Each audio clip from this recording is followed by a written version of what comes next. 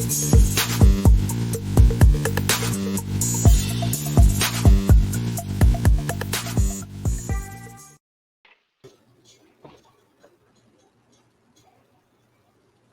know, after watching that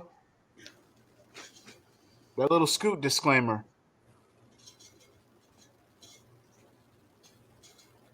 you would think Scoot was the longest reigning one here. I'm starting to think that I should have been as depressed when I lost. You wasn't ordained by the gods up above. I was. I was. And it was just taken from me like that.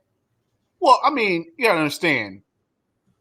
If I wasn't ordained or chosen, then how did this thing come to be? Doesn't matter. I am the prophecy. And see, that title's going to come home to roost. It's going to come. See, that's the thing. I'm fine with this because I realize this. Everybody has to have their chance with it, I guess. But at the end of the day, I may have lost said current crown and everything, but I hold the title of longest reigning and most dominant. It's what it is. It's king. The crown. It's for me. Oh, I wasn't even finished. I wasn't finished what I was saying. It doesn't matter. I won, sir. No, I'm kidding. Hey, Google. Shut. Oh wow, Google didn't even want to stop. I'm gonna have to let it go for one more go, guys. I don't know. I can't. It's not on my control here. You know, at least you didn't do anything obnoxious like, you know, get a sword or put a ring on. You know. Yeah, no, that's true. I didn't do anything like that yet. But, you know, whenever y'all done, we can start talking about the show. I mean, guys, Revolution is such a long way away. I gotta let this one, you know, I gotta let it ride. I mean, you can also defend that said title at, you know, Winter is Coming. I mean, assuming Winter is Coming actually comes. Or Royal Rumble, you know, Winter is coming. It's coming. I mean, this was an AEW victory. Do we really want to cross the streams here, guys? Come on. We have before. This is true, but this was a special night. Fair enough. But of course, it is not for me to decide when this will be challenged. Only when the next pay-per-view is. So, if that happens to be Royal Rumble, so be it. No. But Full Gear. Here's the thing. I don't blame me and Scoot not winning on bad predictions. I blame it on awesome booking because all of this was very unpredictable. I mean, this is very close, though. Yeah. I was out of the running once main event hit. So for me, yeah, it was a done deal. Oh, that's fair. Well, no, you were out once Callis got it. Yeah. And then I lost due to the fact of the Superklig. But we'll get there. We'll get there. There was a couple of things on this show I wasn't really with, but we'll get there when we start talking about it. Yeah, there were definitely a few weird things on the show. Two very glaring things that stood out to me most definitely that I was just like, huh?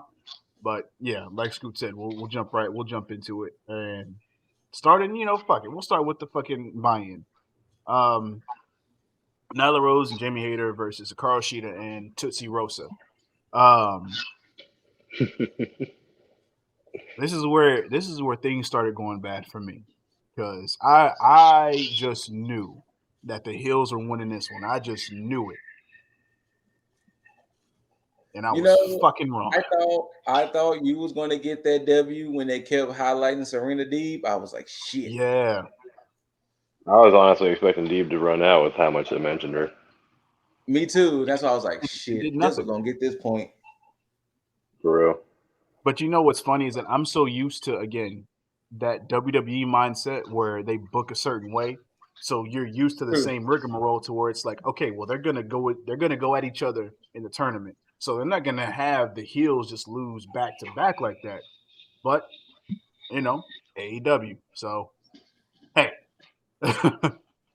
Yeah. Still a passable match. I mean, it was good for the buy-in. Not something I'm gonna write home about, but yeah, but it was serviceable for a buy-in. And I'm glad Serena Deeb was there, because I'm glad that she's getting, even though she's not in the ring right now, she's still getting a good TV time as far as showing what her potential star power is. So I like that. Mm-hmm. Same.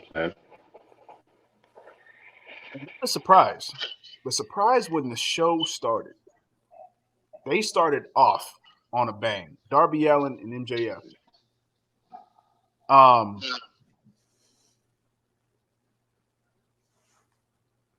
Good match. Yeah, good match. Yeah. One thing that I'm glad about is that Sting, Wardlow, Sean Spears, they didn't play too much of a factor. I think they had that split second where they came in, Sting shut that down real quick, and then left it at that.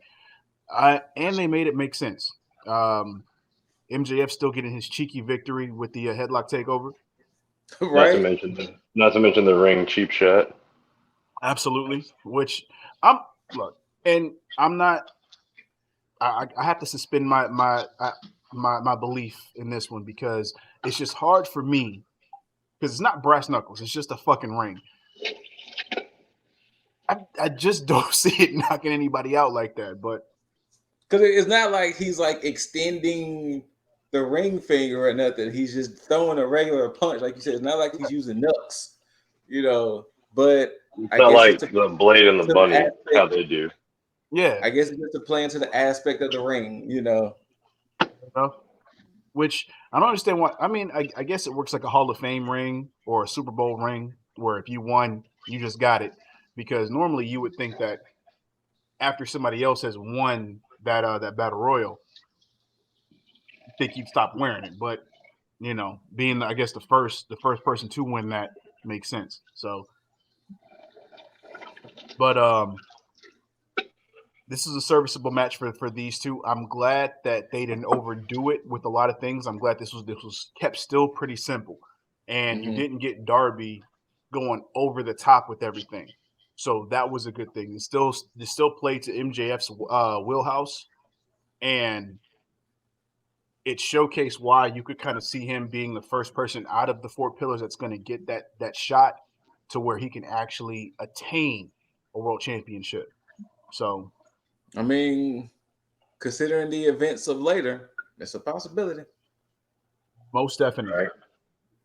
So, but I had a feeling MJF was going to take it because Darby is going to be Darby. MJF needs to be that person to say, I beat your heroes, quote unquote. I beat all these people who y'all love. I think if it was to happen, I think MJF possibly need to get his win back over Moxley at some point. And then eventually challenge again for the world title. But I can definitely see MJF being the first of the four pillars to be world champion. Yeah, it makes sense. Plus, I think Darby will get his win back over MJF potentially for said world championship. Yeah, so, I can definitely see that. I gotta say though, I see MJF's title reign being a lengthy one though if he gets it. Think so? Yeah. You know what? Yeah, that makes sense. Him being basically the AEW's top hill at this point because this man is definitely hated on way more than just one front. So yeah, I don't see it being as long as Kenny's. I see it being months long, just enough to wet the whistle to get under everybody's skin, and then have Darby come in and then just like get that huge pop. So we'll definitely see what happens there. Any other thoughts on this match? Like I said, it was pretty good for the two pillars to show off that this is why we're the future of this company. Yeah, I gotta second that. I will say this. Oh, go ahead, Jaeger. I was just saying, as mentioned, I definitely liked the minimal amount of interference, even though there was some. Now, even though I do like this match, there's a part of me that still likes MJF and Sammy Guevara's match a little bit better than this one. Okay, I can see that. Yeah, just because it showcased both of what MJF and Sammy Guevara could do in one match. With Darby and MJF, because their styles are so different, you end up having to take away from one of them. Yeah, and that's what happened here because Darby, like this wasn't like with Darby and Cody. With Darby and Cody, it was showcasing Darby for the most part, and then Cody ended up helping him by going into that time limit draw. And with this, you kind of knew that MJF was gonna do something to come out of it with that win. So yeah, but still liked it though. Still like this match. Then we have a fantastic match from this tag from both of these tag teams, but a very, very wonky ending that made absolutely no fucking sense to me. And maybe y'all can explain it to me. I watched it. Okay, so shout outs to my ninjas, Boston Aranya. While I was watching Full Gear, I was playing Terraria. Okay. And there were some things I missed. This was one of the things I missed, and I caught it today. Okay. What happened was, I don't know what FTR was going through. I don't know if they had the idea of all white people look alike. But the idea was for Cash to wear masks to fool them to thinking it was Dax. So, because Dax was technically the legal man. Yeah. So they technically pinned the wrong man. So that can be FTR's way out by saying, yeah, y'all won the match, but y'all pinned the wrong man. Okay, so does this prolong the feud then, or what does this do? I guess so. Yeah, I guess so. That's what I'm thinking here because it was because my thought on it, which is why it was so weird to me, is the fact that I assumed that once they realized it was the wrong person, they were going to restart the match. Me too. That's what I thought would happen too. Yeah. Yeah, and then when it just kind of ended, I was like, wait, that's it. But then there was a part of me that did think, okay, well, maybe they may prolong this into another match where FTR actually does end up taking those titles. Yeah. So, because when I watched it again today, I was like, why the hell is Cash wearing the mask for? Like, I thought the mask might have been gimmicked or something, kind of like some, the mask might have had like some extra weight in it or something, But no, they was trying to fool. They was trying to fool the Lucha Brothers. But I was thinking a little step further. I was thinking, man, that's probably not even FTR that they just pinned, and then they would just restart the match from there. Yeah. Mm-hmm. But yeah, that was supposed to be the idea, was that they pinned the wrong man. But I mean, still though, why? I mean, you could have done that without the mask play. Yeah, you could have done. You could have been like, oh, the referee didn't know who, the referee lost track of who was legal or something. You could have done that without that whole mask. Yeah, but yeah, because when I originally watched it, I was like, why is he wearing the mask for? But then when I watched it today, that's when I saw that they were trying to confuse the Lucha Bros, but it backfired. Right. Like I said, most likely for story purposes, I wouldn't be surprised come Dynamite or Rampage, we're going to get FTR being like, hey, y'all didn't even pin the right man. So technically, y'all didn't beat us, blah blah blah blah blah blah. Feud still on. Exactly. It can work. Now I have to propose a question then.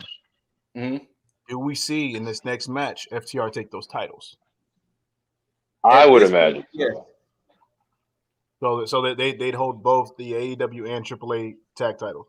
Yes. At this point, I can see it because the issue I'm having with the Lucha Brothers personally, they're great. They're a great tag team. They're great wrestlers. The problem is, where does the longevity go in their run?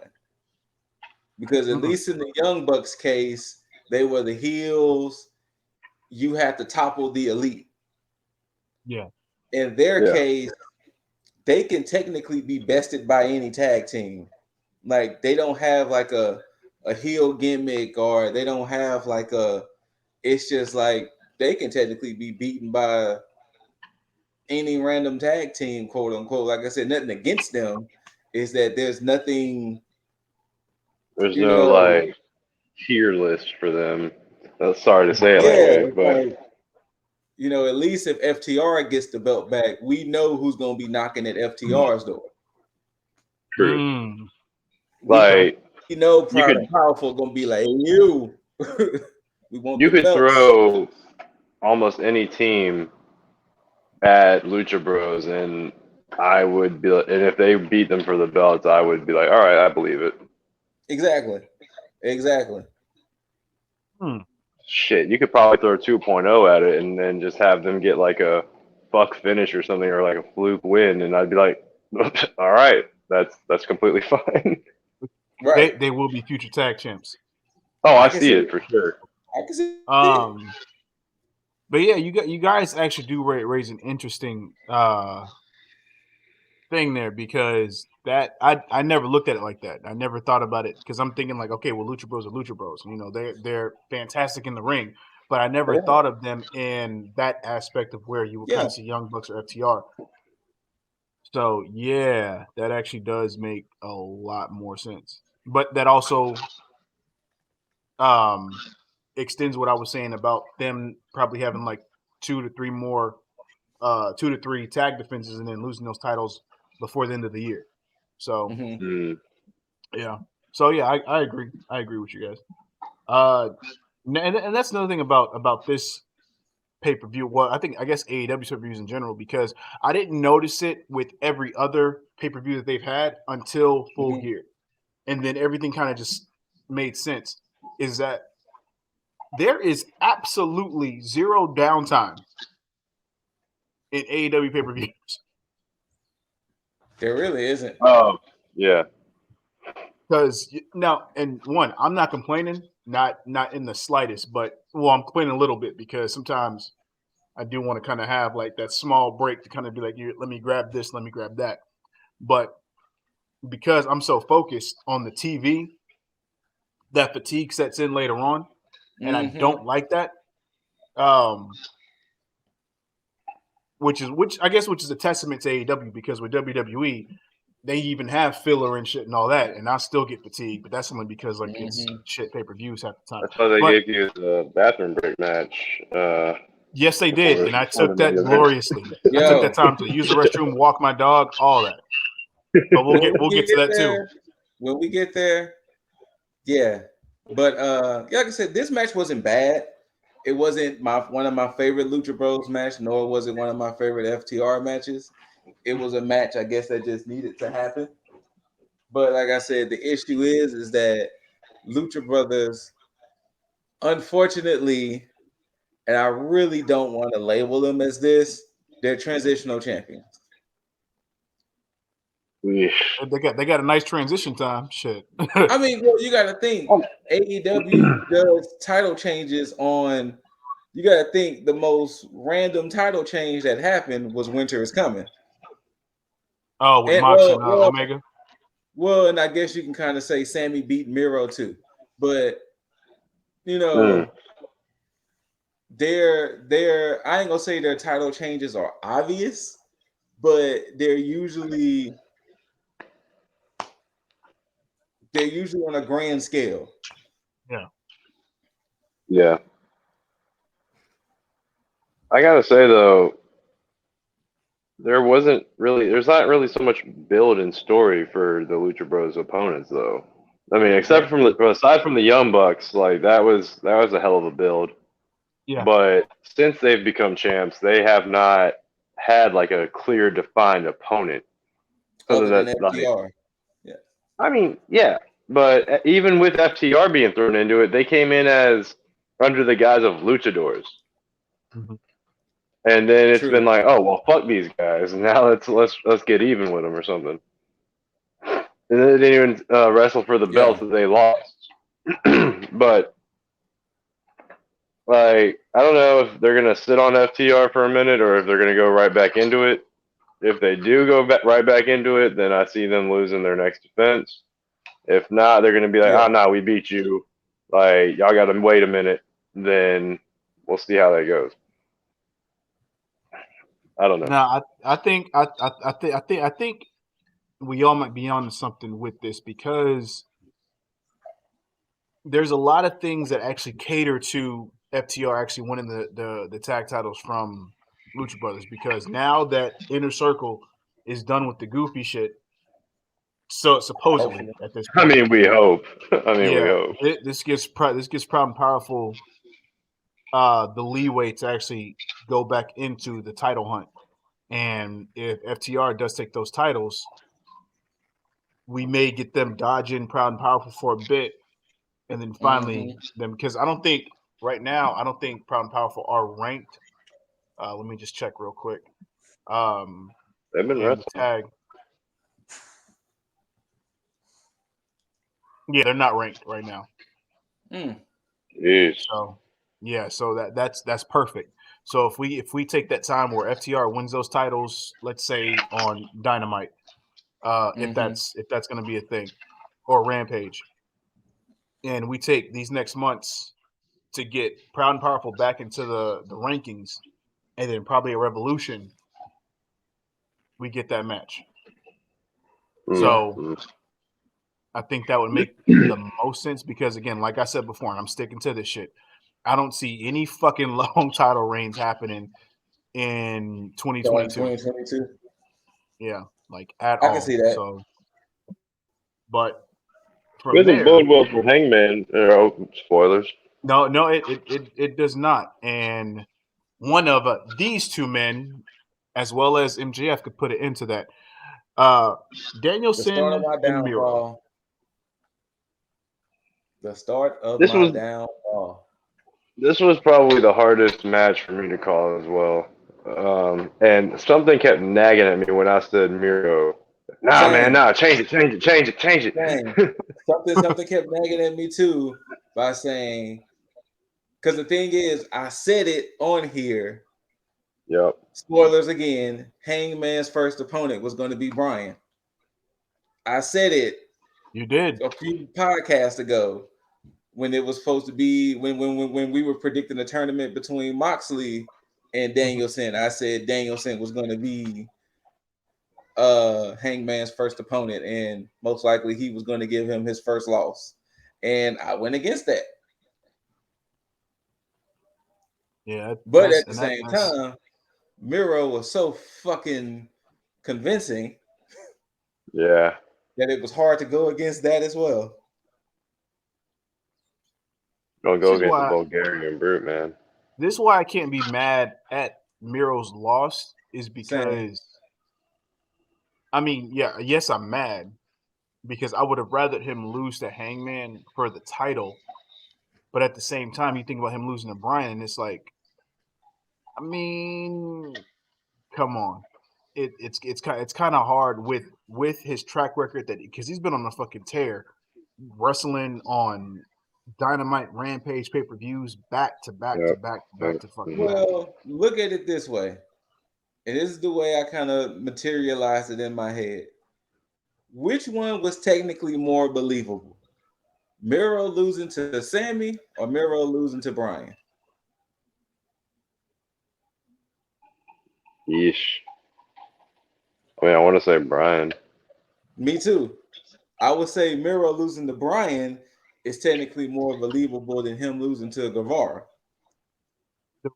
The reason I agree with you guys, and it's only slightly, and it's really because of Miro, which is crazy because we're talking about Bryan here, is because of the fact that towards the end of the match where Miro was baiting Danielson to kick him. Mm-hmm. Yeah. Bryan helped make Miro very believable in that sense. Because even in defeat, it still shows how credible Miro is. And this is why his story alone, even in defeat, is very fucking intriguing. And I remember because I text you guys that now, even after this, this is intriguing to me. Because now I'm interested in where his story goes at this point. Like it's almost like Miro, win or loss, can't lose any momentum at all. Well, I mean, if he loses back to back to back, there might be an issue. But right now, yeah. I'm kind of excited to see where the Forsaken Man goes now. See? And it's crazy because I don't think anybody's really asking the question of what happens with Bryan and the winner of Hangman and Omega, obviously. Nobody's asking it. No. Nobody's even thinking about the outcome if Bryan wins or loses that match. Or when that match even is. I just had a weird correlation in my head. I don't know how well y'all kept up with the Grammys years ago, but it was depends on how long ago. Well, true. It was at Grammys where Kanye had won his Grammy, and then his speech was, many people kept saying, "Hey, yay, what you gonna do if you don't win that Grammy?" And then he was like, "Well, I guess we'll never know." I kind of feel like this is the parallel with Miro. It's like, hey, Miro, what's gonna happen if you don't win that number one contendership? Well, I guess we about to find out. Yeah. Oh, that's good. That's good. I guess we're about to find out. Damn, that's a great analogy. I guess we're about to find out. Because he still had, so he apparently he can't go home to his wife. His God has definitely forsaken him. So we definitely about to see what's about to happen now. Okay, so then let me ask this though. Do we get silence from Miro for a period of time? Or do we get more promos and a pissed off Miro? Or do we get his hot wife coming to him since he can't go to her? I would hope, personally speaking, I want him to not be present Wednesday nor Friday. Okay. Give him a week. So that way it's like in the back of your mind, you're like, what the fuck is Miro? Yeah. And honestly, when he comes back, I don't want a promo. I just want him to go out there and savagely, you know what I actually want Miro to do? On the wreck shit. I want Miro to come out during a match and just fuck up both of the opponents. Or fuck up a tag team match or something to really show his true dominance. Because if Miro beats up 4 people, then you like, goddamn. Like, so if he comes back, I don't want a promo. I want him to just go out there and just wreck shit. And I want it to be so believable to where the whole goddamn backstage staff has to come out and like get him away, get him out the ring. Okay. You're saying you need Ruby Soho involved. Gotcha. Obviously, she knows how to defuse situations. So apparently. Well, speaking of diffuse situations, more so not so diffuse. Christian Cage, Jurassic Express versus Superklig. All right, I'm gonna be honest. This is our platform to be honest. I was not the biggest fan of this match. It felt like it took a little too long. I was not the biggest fan. I felt Like, like honestly, this match was a means to an end to get these 6 men on the card, but I wasn't the biggest fan of this fight. I'd say it went about 5 minutes too long, or 5 minutes over what it should have. Like all the spots that they ran, they could have done that in a tighter time frame. Yeah. The outcome was, of course, not what we predicted. Yeah, Which I really don't know how I feel about that either. But I'm gonna give y'all a theory when we get to the end of this too. Now that this has happened, and I can see a clearer picture, and I also read something on Bleacher Report. I'm gonna throw it all at y'all at the end when we get to the main event. But yeah, I wasn't the biggest fan of this match.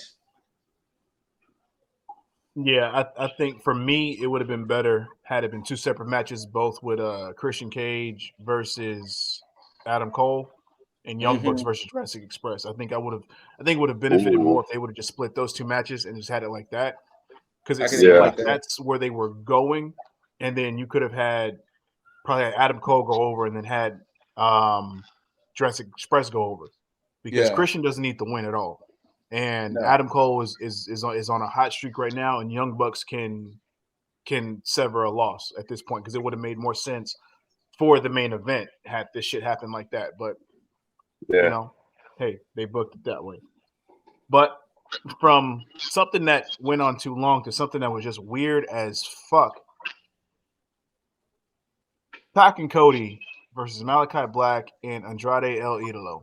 So I'm gonna say this. If I'm ranking these matches personally, because I'm not gonna count the buy-in.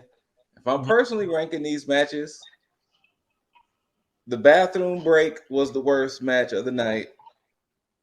This by far the second worst of the night. And that last match was third of worst of the night, personally speaking.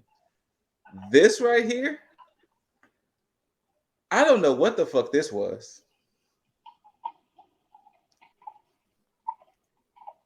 I like everybody within this match. First off, the best thing about this match was Malakai's entrance. Yes. Yeah. But yeah, from the beginning, it was still kind of weird because you had that, which I don't know if they were poking fun at WWE for the whole will they coexist, but I felt like I heard can they coexist or some iteration of can they coexist, like maybe like 20 times throughout this entire match. Definitely heard that too many times. There was. Oh, go ahead.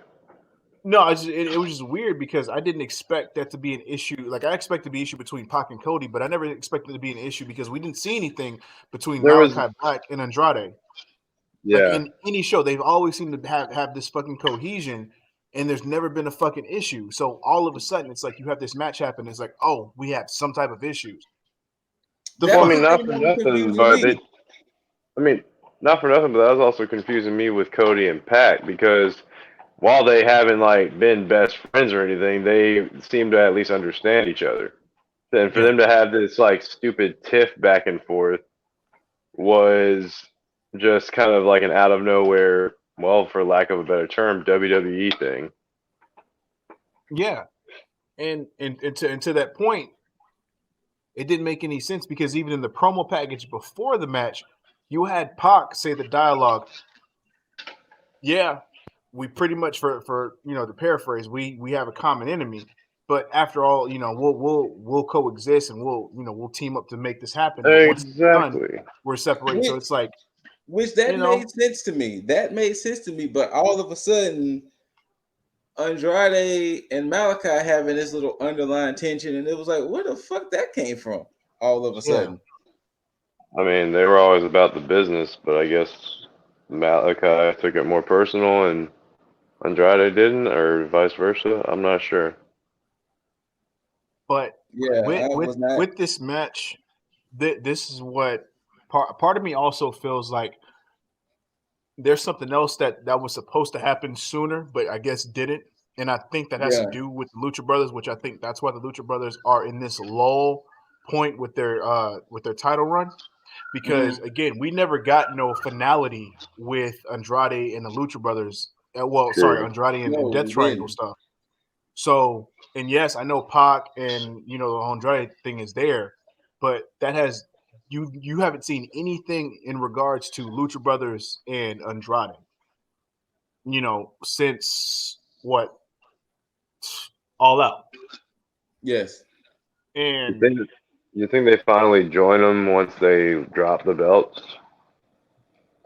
It's possible. It would make sense, but at the same time, I don't know what they're planning on doing with House of Black, and I don't know if they want to have two different stables just spawn at the same time. And it's weird they're doing it with these two guys teaming up, who are technically potentially going to have two separate stables, because we already know House of Black is going to be a thing, but with Andrade, there's nothing that's stating, okay, well, Andrade's got this coming along the pipeline. So that's where my confusion is. And the other confusion was even at the end of this fucking match. One, Black and Andrade lost. That's weird. Yeah. And then on top of that, you had Cash Wheeler come out and start pouncing on Pac. Out of nowhere. And then nothing came out of that. It's like that happened and they just left. So I'm like, the fuck was that? I don't know. There was a miscue. Well, remember Andrade paid off FTR before. Well, if that's the case, how come Black and Andrade didn't win though? It's like something didn't happen right with this match. That's all I got to say personally. Something wrong happened.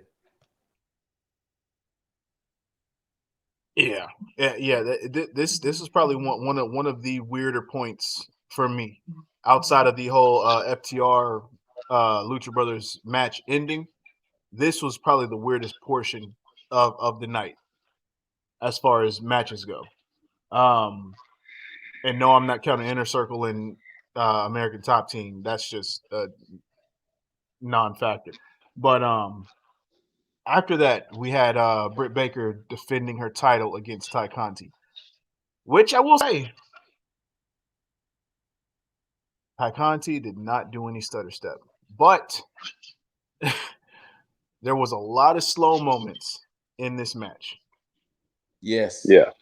That I did not like, because there were moments where I was like, I can see where this match is going, but because there was a lack of just pep in the step, it made everything feel less impactful.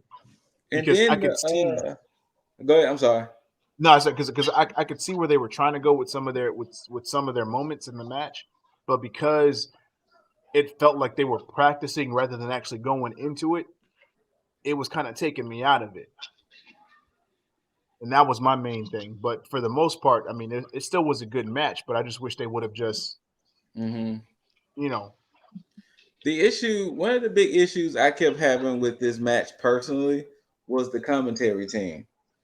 And once again, no offense to Ty, but why they kept saying Ty was Dr. Baker's most challenging opponent?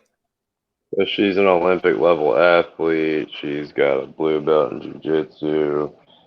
They're just trying to give validation to Ty, I guess. Yeah, but they just kept saying that, and it was like, Mm-hmm. And the funny thing about that is that you hear. So if you listen to this match without watching anything and listen to commentary, and then you just end up getting a visual right after, once the match is over, you would think that everything that they were saying was absolutely true, because Britt Baker was selling her fatigue after this match. Like you would think that they had just a fucking drag out fucking brawl with the way that they looked after this match. Because if you look, they're just breathing hard and heavy and all this other shit. Yeah. And it's like, it's because even I had to think, I was like, wait, did I mistake what I just watched? And maybe I saw something completely different. And I went back and I watched it again, and I'm like, nope, I didn't. I saw exactly what I thought I saw. But the selling was good. And don't get me wrong, Ty Conti definitely did good in this match. There were just moments in this match that I did not like because it was very slow. But for the most part, again, this title shot for her just came way too soon, which is why I feel it's more catered to the TBS title for right now. I think Ty Conti is going to be an amazing professional wrestler down the line. It's just right now it feels like she's still in a developmental phase, and that's no disrespect to her at all. It's just the fact that this is what I'm seeing on screen, and if she puts a little bit more urgency into what she's doing, it's going to come off way more believable, and she's going to bypass everything that I've just said completely. Right. So, because she definitely, like, her makeup, it has a look of a champion. It's just when you see her in ring, there's just a lot of things that kind of take away from that. So that Brazilian flag across her face and the way she had her hair, though, kind of reminded me of Becky Lynch. I'm not going to lie. A little bit. You would have thought she was going to win. Definitely did. But yeah, she'll for a couple minutes. She'll definitely get a title soon enough, but it just won't be that soon. But Britt Baker does definitely retain. No surprise there because we already know where her path is going to dead end at, and we'll see what happens when. Well, I'm pretty sure it's going to happen at Revolution. So,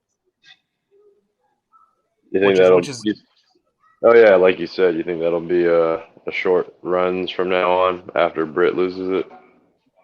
Because it'll be because right now it's almost like they plan that TBS tournament at the perfect time because it's sandwiched in between Full Gear. Well, I mean it happened before Full Gear, but the rest of that tournament is sandwiched in between Full Gear and Revolution because it's going to run through what, January?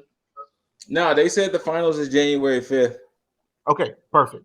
Yeah. So January we get a new we get a TBS champ, and then that's when we start getting the build for Thunder Rosa and Britt Baker up to Revolution. Wait, are we going to get a couple more weeks of rounds, and then we're going to just put it on hiatus for a month? Is that what I'm understanding? I think they're going to have a match each week if that's the case. Because I think we have. I think we're in what in the. Wait, are we in the semifinals?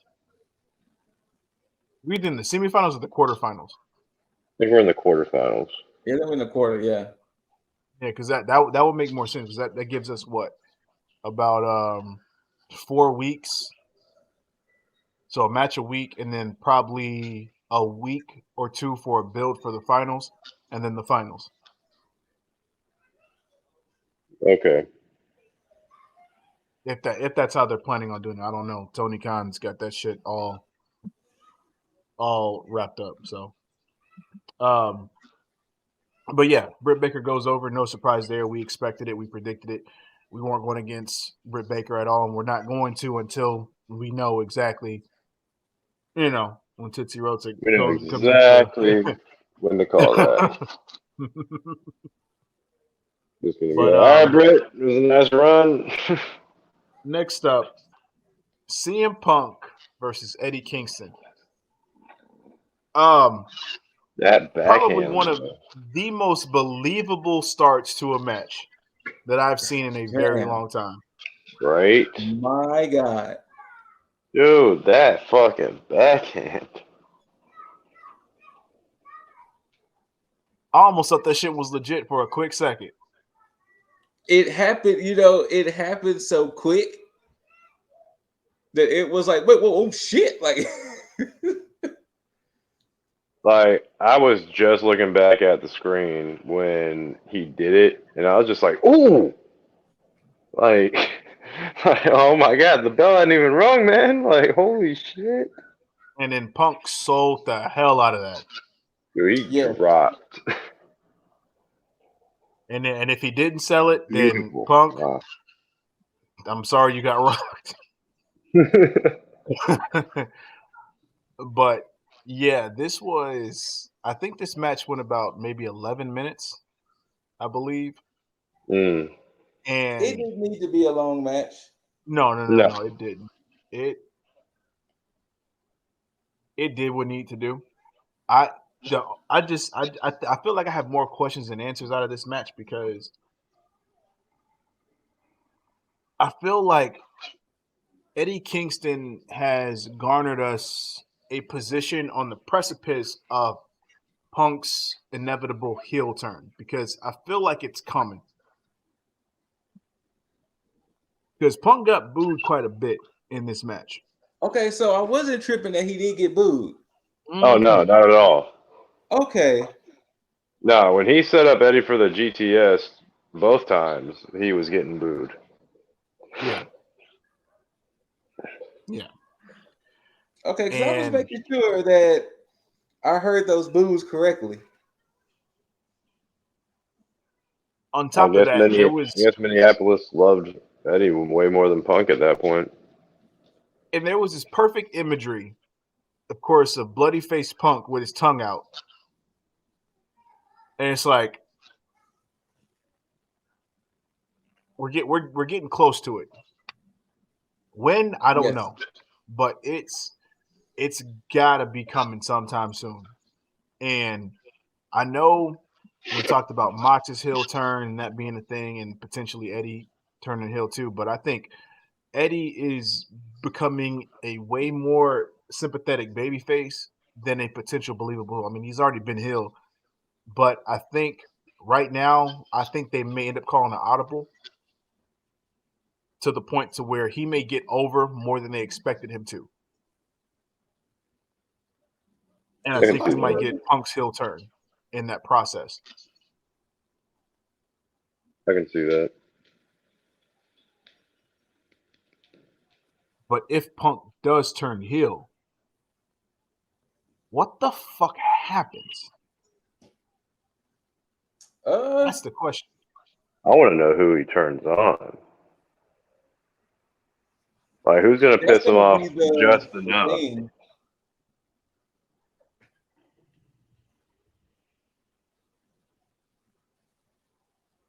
It's going to be more of who is the person he's going to like finally snap on. Mm-hmm.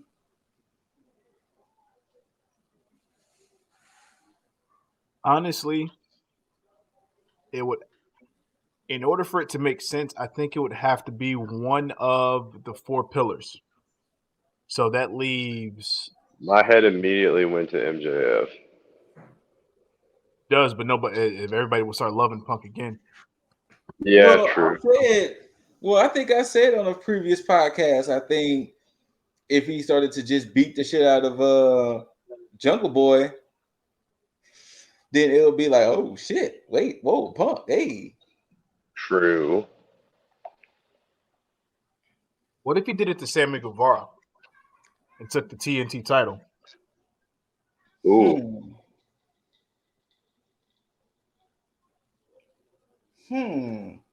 That'd be interesting. Because everybody's trying to figure out like what he's going to do, because then you get a lot of people that's pissed off that they think he's being underutilized. You don't see him in the world title picture, but TNT title picture, a heel Punk taken away from the younger talent, kind of gatekeeping in a way. Yeah. I mean, like you guys said, with FTR being tag champs, most baby faces are in it for the chase. Mm-hmm.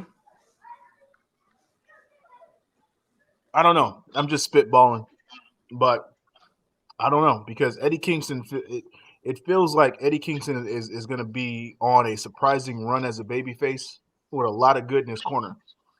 That would be a. Go ahead. No. I was going to say, if Punk does take that TNT title, you can have Eddie get his win back by actually winning the championship in AEW and basically getting it back for the younger guys. I was just thinking it should be Sammy now, because then you can have Punk go off on him, and then Jericho who has, well, you could say experience with Punk. Or knows Punk. Yeah, like step in the ring, shove him off, be like, "What the hell's wrong with you?" Then you put the GTS on Jericho.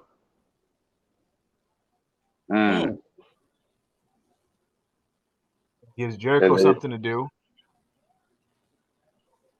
Oh yeah. Oh yeah. Yeah. Okay. I'm down with that. I'm booking it. Punk won't like a little bit of the bubbly. Nah. Speaking of the inner circle. Hey, I'm gonna take a piss real quick. This was possibly the most WWE match on AEW TV. All right, now I'm back on camera. Hold on. I want them to know and feel every bit of this dislikement I have for this. Okay. Because the problem is with a lot of people, when you say you dislike a match, they automatically assume you don't like the wrestlers in this match.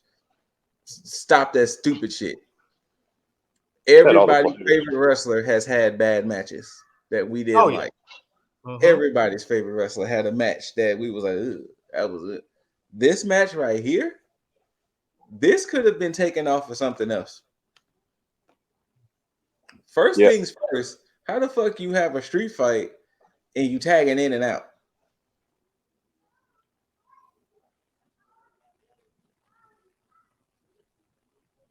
Then this could have been down into a 10-man brawl. And then it just became just a what the fuck ever. I saw somebody on the internet said Jericho hit the worst frog splash they ever seen in their life. And you said that was for you, Eddie. I mean, I'm not gonna say he gave the worst frog splash. I'm pretty sure I've seen worse. Yes, I'm pretty sure I've seen worse too. But you know, this maybe match, the worst out of Jericho. This match wasn't.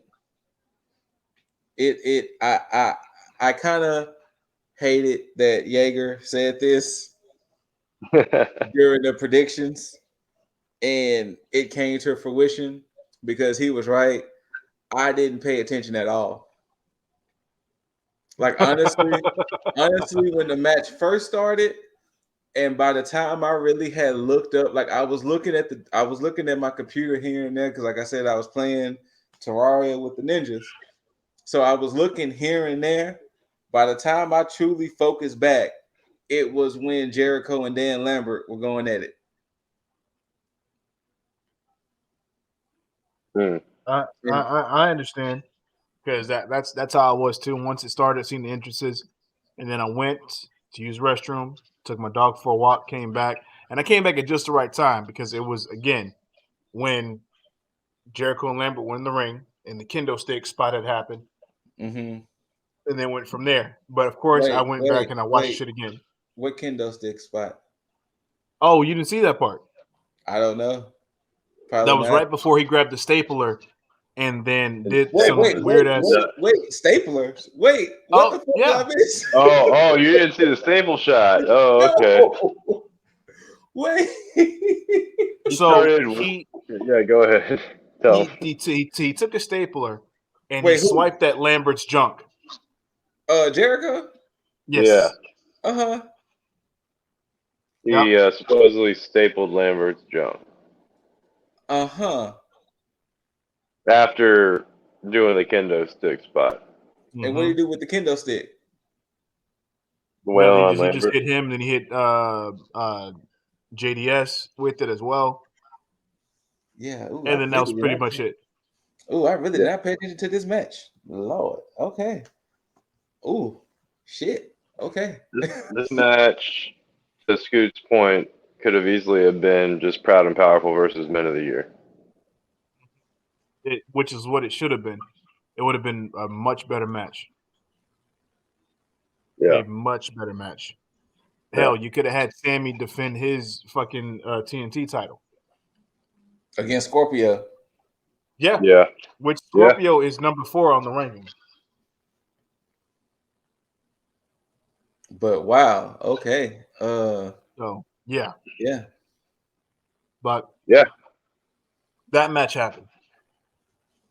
And then this match Wait, happened. before we get there, Go ahead. how do we feel about the never-ending saga of Orange Cassidy and Matt Hardy? Oh, it was supposed to be over after Rampage.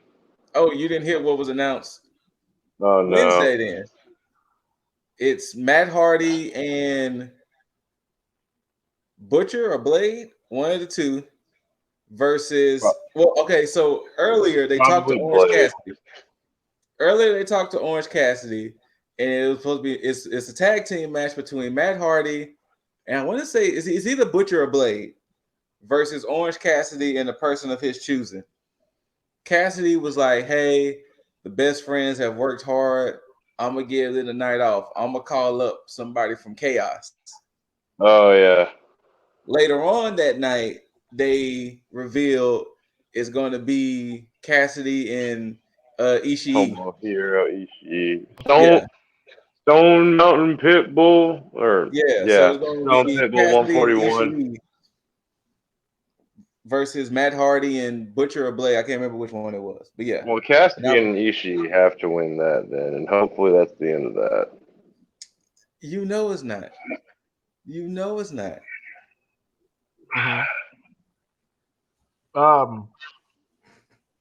It is what it is with Hardy Family Office. I'm so hooked on the idea of Butcher and Blade being in House of Black that HFO isn't even a factor anymore. I'm just hoping that they just leave. Yeah, like that's all. Yeah. And I'm glad you stopped me, Scoop, because I almost bypassed one of the most important things about the show. Okay. And that is Jay Lethal is All Elite. True. You know, I started when you had sent that message, I started to be like, where's my bonus points for that? But I was gonna let that be. I called that shit. I mean, yeah, it's crazy because see, and this thing about Tony Khan, he knows how to keep a fucking secret because it's funny how Jay Lethal was asked that question before about him joining and basically like, I had no talks with nobody. Okay, that's it. And it's done. Nobody said anything after that. Mm-hmm. And then he pops up and it's like, because it was a genuine surprise. When I seen it, I was like, oh, word? Now I what heard he nothing. does, I heard no rumblings of anybody from ROH signing. Yeah. I'm down to see Black Machismo. We might. Or what was it? What was the thing that at All In that he had to do that you had to do to turn him back and forth? You had to like tap him on the shoulder or do something to him. Yeah. Yeah, he kept switching back and forth. Yeah. I'd like to see like either that gimmick come back or something of that effect. But I'm down to see Jay Lethal kick some ass. Hell yes. Yeah. Him it's and gonna Punk. be real crazy. Him and Punk would be nice. Him and Punk, him and Bryan. AEW is making it so that way if they lose anybody anytime, and I mean it's been case in point. Mox was out, Miro slotted in. And this is the thing about they're actually utilizing their talent the way that they need to be utilizing it. And for everybody that's sitting here saying AEW signed too many people, listen, nobody's going to Wait. Hold on. I don't mean to cut you off. I'm going to defend that point with this. Okay. If AEW is signing too many people, how is it that WWE released almost 70 people this year and their roster is still full? So shut the fuck up with that answer. Shut the fuck up with that answer. So then, okay. So then I'll also back that up with this. Because now, of course, there's a lot of wrestling fans who probably don't watch football. But how many second, third, potentially fourth string quarterbacks do you see play a season?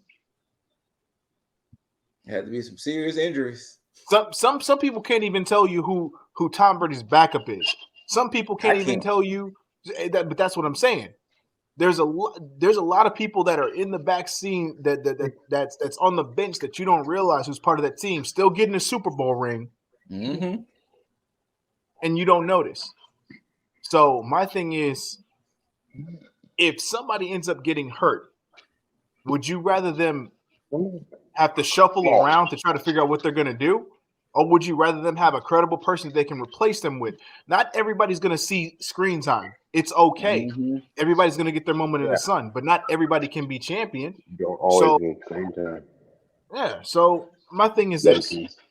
Everybody loves Miro. Everybody loves Omega. Everybody loves Hangman. Everybody loves Orange Cassidy. Everybody loves Sammy Guevara. Everybody loves Jungle Boy. People hate MJF, but they love to hate him at the same time. I just researched it. Is Blaine Garrett, by the way. We'll see, and there you go. But that's more to my point though. Is that you never know who's going to be a top guy. So, and if they were treating them wrong like this, again, WWE's a different story. You hear a lot of stories about people being in catering. You see the same people over and over and over on TV on WWE. On AEW, you get a plethora of people on Dark, Elevation, Rampage, Dynamite. There, sometimes you don't even see the same types of rematches over and over again. It's rare that you'll see a rematch with the same teams over and over again. So my thing is, if that's the case, they're doing one hell of a job, as far as I'm concerned. So be happy with what you got, because if you didn't have it, you complain that people weren't getting you see too many of the same thing on TV. So it is what it is. But the best modern professional wrestling story told. My Hangman goodness, Adam Page's story. This a match. Oh my god. Oh, and I guess y'all can get bonus points for Callis coming out in a powder blue suit, I guess.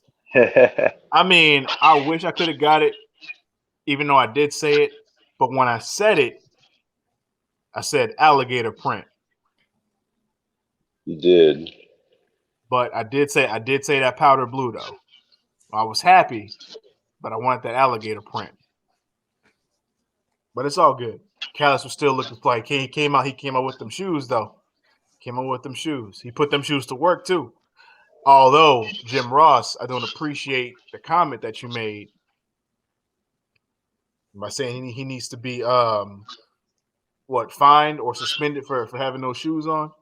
It's not cool. It's not cool. That's not cool, JR. Don't be mad because them shoes make more than your barbecue sauce. Ooh. Let me stop. I'm just playing, JR. Anyway. Also, no kick out of the One Ring Angel from Hangman. Yeah. There's a reason. You think Bryan's gonna kick out of it? Maybe. They might give it to Bryan instead. I thought that too. I thought it was a little cheeky that Hangman hit it on Kenny. And Kenny kicked out? Yeah, and Kenny kicked out. Mm-hmm.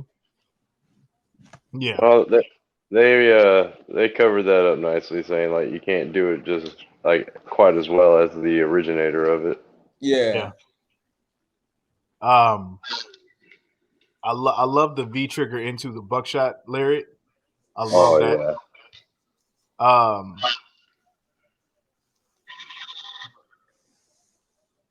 It's weird because there's a part of me that feels like I wanted more out of this match. Like I really wanted that Shawn Michaels Bret Hart Iron Man match feel. Yeah. But I think they're gonna give that to us via Omega and Danielson. Okay. Yeah. But I really wanted that. Like, yo, this is that final, because that's the only thought I didn't get, because this wasn't in the same vein as Omega and Okada, or Hell, even Ibushi and Okada. Yeah. This didn't have like those feels where I feel like they just went to war. Like, this is a fantastic match for these two, but at the same time, I still wanted more from it. Like I wanted them to give me maybe 5-10 more minutes of this match. Yeah. Maybe if that inner circle shit didn't happen, then you probably would have got it. Probably. But how do y'all feel about the end with the Bucks? It made sense. Yeah, it's like we said, it's setting up. Now, are we done talking about the match in particular as far as the match? Because then I'm gonna go into conspiracy theory mode. Well, I will say this. I'm glad that he gave Kenny 2 buckshot lariats. Yes. Yeah. Because it almost plays Did into. he not give him a dead? No, I think he tried to, but I don't think he. No, he did do the Deadeye because that's when he almost got that close ass 3 count. I'm sorry, close ass 2 count when Aubrey came in. Yeah, you're right. But yeah, 2 buckshot lariats and a Deadeye. Damn it, I was that close.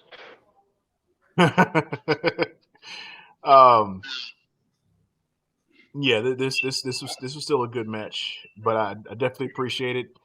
Still make Kenny look good. Again, another one that gave me more questions than answers at the end of it because, like I said, I had more questions, and then I think Bleacher Report kind of made things a little clear for me. Okay, because they had a interesting hot take, and I think I might be on board on that hot take. Do tell. Adam Cole is going to betray all 3 of them. But once Red Dragon gets sewed up? Yep. Come January. And his reasons is he didn't forget that he was kicked out the Bullet Club. Oh, that's right. Yeah. Now we're not even talking about BTE. I'm talking about just like when when Marty showed up. Yeah, when he did the umbrella. They think that Cole is gonna betray the Bucks and Omega.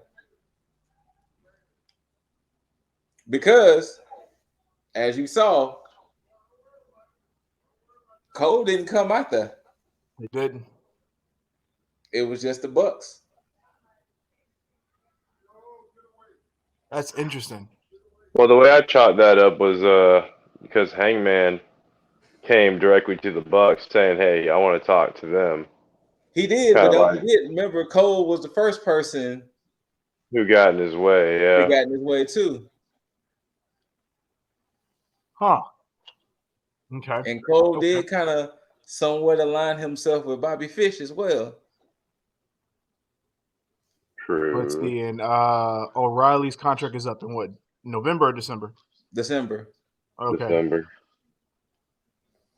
Now, which is why we save it for O'Reilly or we save it for KO? Wasn't?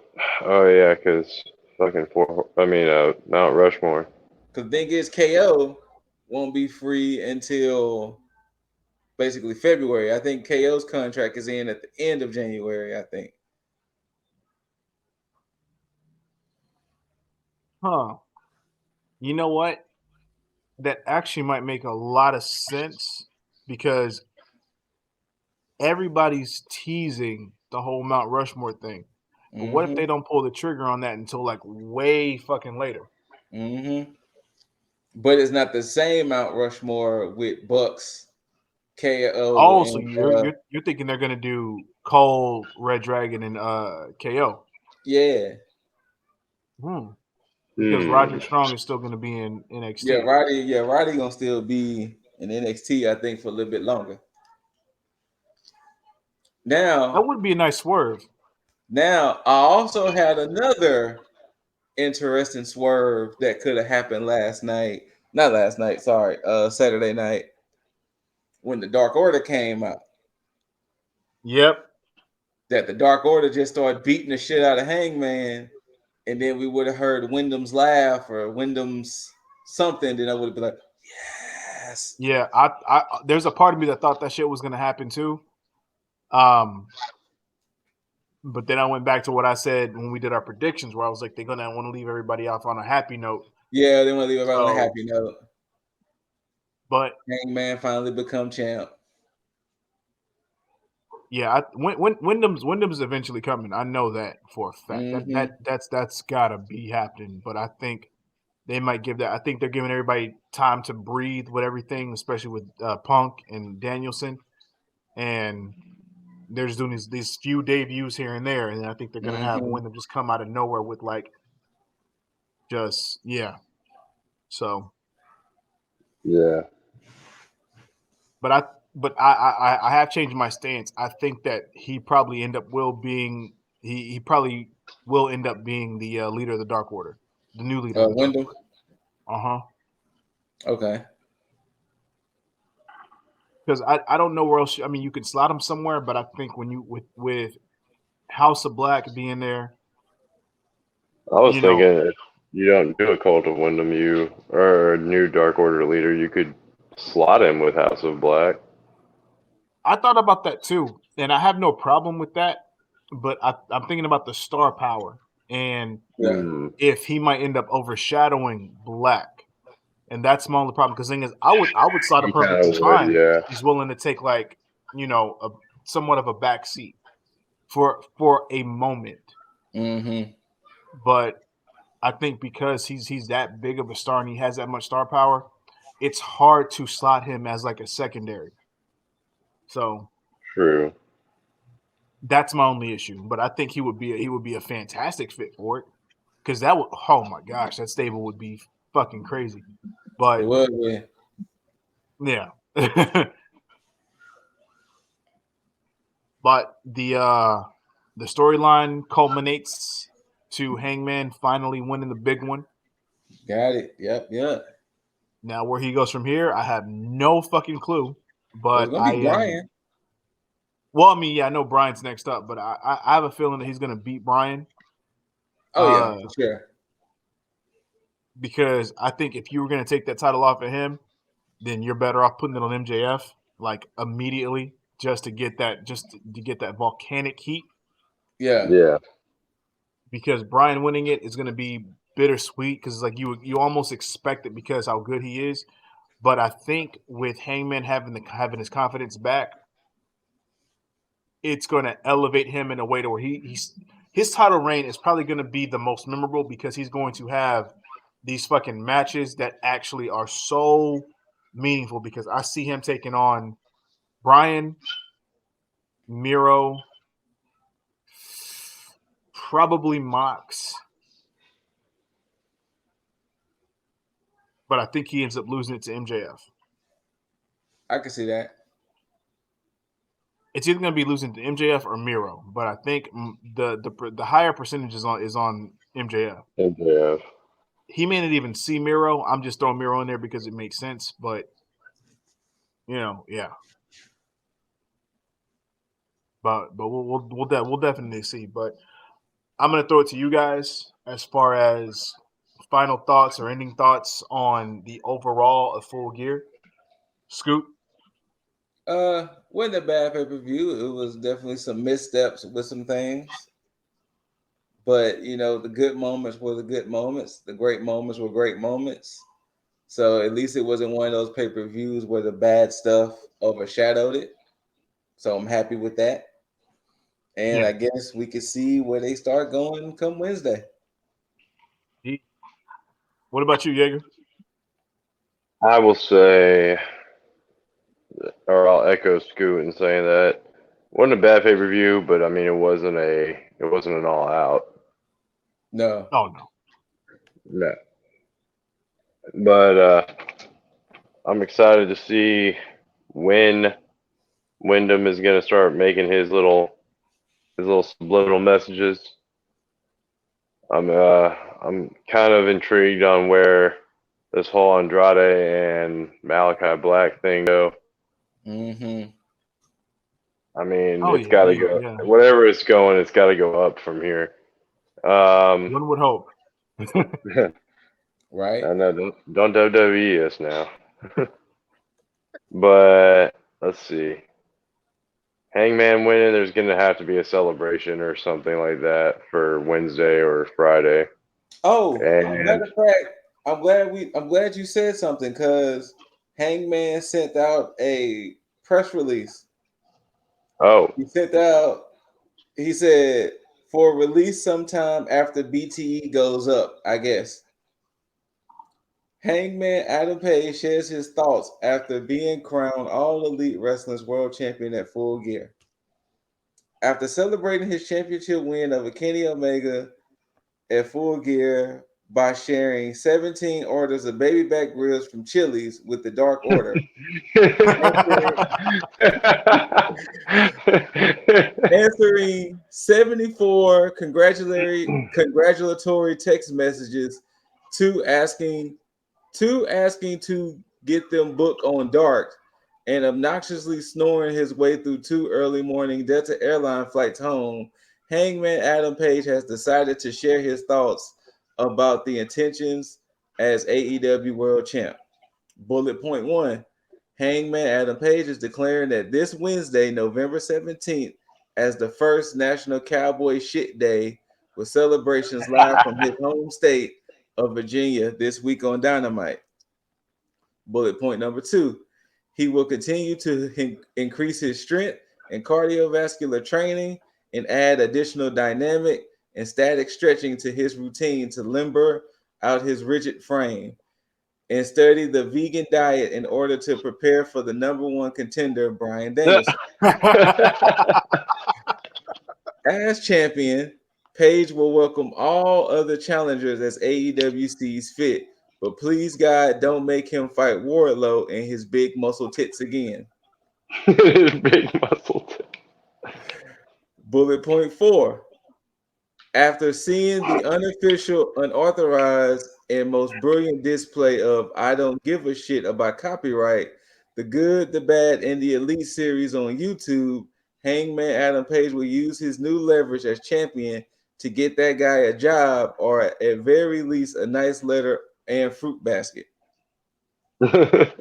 Next bullet point. With the bonus payment that comes with winning the AEW championship, Hangman will trade in his gas-guzzling truck for an electric vehicle in an effort to reduce planet-warming emissions and encourage others to make the switch when they see how badass it looks with steer horns mounted on the front or whatever. What the hell? The last bullet point. Hangman Adam Page would like to send a genuine and heartfelt thank you to the many fans that never gave up on him. Even when he gave them every reason to, they helped him accomplish more than he ever had imagined. Then it says at the end, if you would like to hear more of Hangman Adam Page's thoughts on his recent championship win, tell them I ain't doing any more of those podcasts as long as I live. You think I want to be on the Don and Dookie YouTube show or whatever? Yeah, right. Get a clue. I'm a champion now. I got so much shit to do. I'm already so stressed. There you go. And then it says at the end about the whole National Cowboy Shit Day. There was a asterisk on it, and the asterisk is pending approval from the National Day Archives, which I really doubt is going to happen since their last correspondent simply said, "Stop emailing us about this." So that was Hangman's. You forgot the things that were mentioned in that last bullet point, that the fans who may have, who stuck with them and may have lost any crowns along the way. Pretty sure it wasn't written there. But It wasn't, but we all know. I never gave up. It's kind of frustrated because they didn't give up. Cost me something. Yeah, it cost me something too. Whatever. I mean, he didn't get to wailing on Callis. There wasn't a turn. It's okay, guys. Whatever. The next pay-per-view is not that far away. In the meantime, I'm gonna do like all Rosa does and sit in my throne here. And This why he chose to switch seats. exactly. Mm. This seat here has seen generations and has been passed down from one family member to the next. So and it's quite fucking comfy, despite it being a little creaky. Mm-hmm. I mean, it still has the wooden handle for the recline, you know. There we go. Bed bugs to go with it. You know what? Not been bitten yet. Let me knock on wood. Let me knock on wood. Oh wait, the whole damn thing is. All right. Just know. I hope everybody enjoys their time, because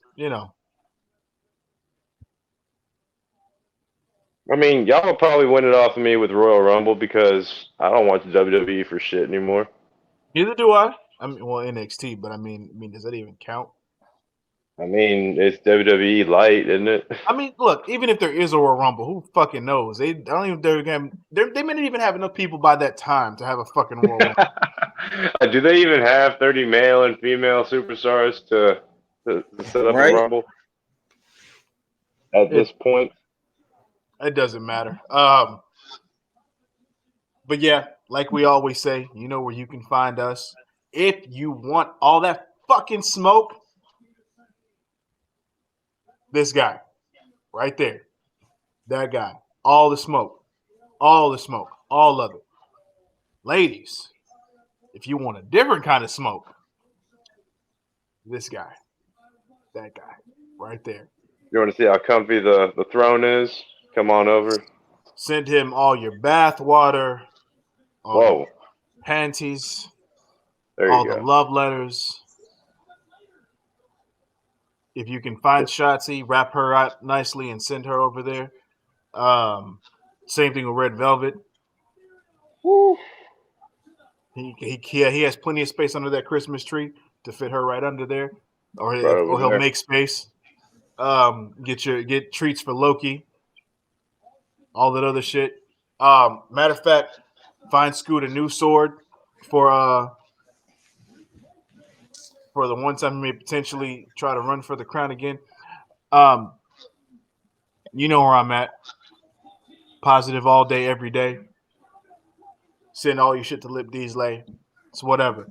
But what I will fucking do. Oh, matter of fact, avert your eyes to the bottom and get stealthy with the ninjas. Yeah. Boom, boom, boom, boom. Your boy Scoot over here. Boss, Aranya, Zert. Chime in for a good time. Chime in for a good time. But let me just warm that shit up real quick so I can give a nice too sweet to my bros. Bada, bada, bada, bada, bada, bada, bam. But as we say, like always, whether you loved it, hate it, don't forget to rate it. Thumbs up, thumbs down. Leave all your comments, concerns, questions down below. Hit that notification bell for all the freeze tag, the Jaeger After Dark, Jaeger Elevation. Tag me in hot tag tier list, all the shit that's coming. Trust me, it's going to be a lot. But most importantly, don't forget to mother effing subscribe. And until you see these handsome faces and hear these immaculate voices, I bid you all adieu. And a mother effing tag the fucketh out. Out.